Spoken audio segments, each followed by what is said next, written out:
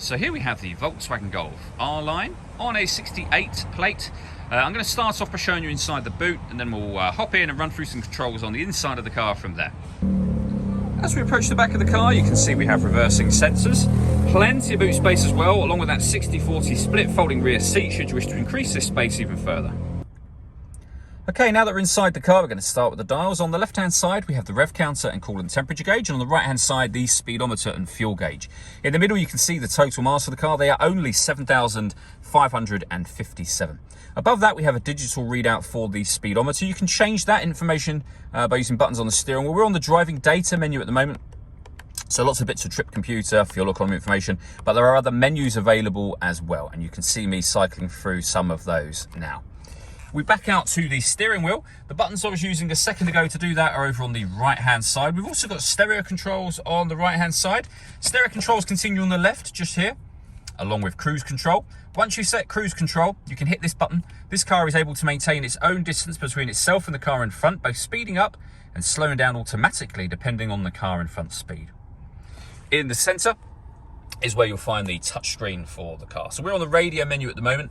We have DAB, FM and AM radio available to us. If you hit the media button to listen to your own music, you'll see you have plenty of ways of doing that.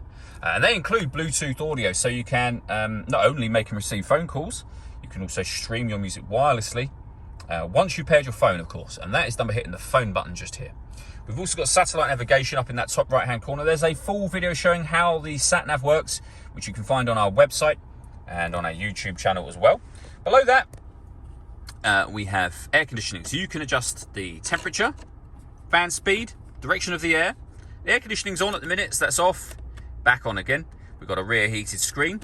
We can recirculate the air that's in the car with that button just there. That's a great way of heating it up or cooling it down quickly depending on the temperature you set over here. We have some storage in this section, which also includes the auxiliary and USB inputs for your music. We have the gear lever for the fully automatic gearbox. Down here, we can turn our parking sensors on and off.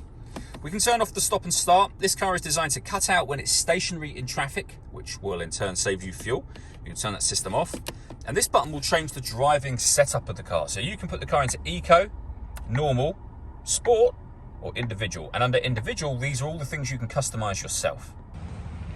All that leaves me to say is thank you for taking the time to watch this video. If you'd like to come and see the car in person and have a test drive, please feel free to call any of our MJA sites. We'd love to hear from you soon.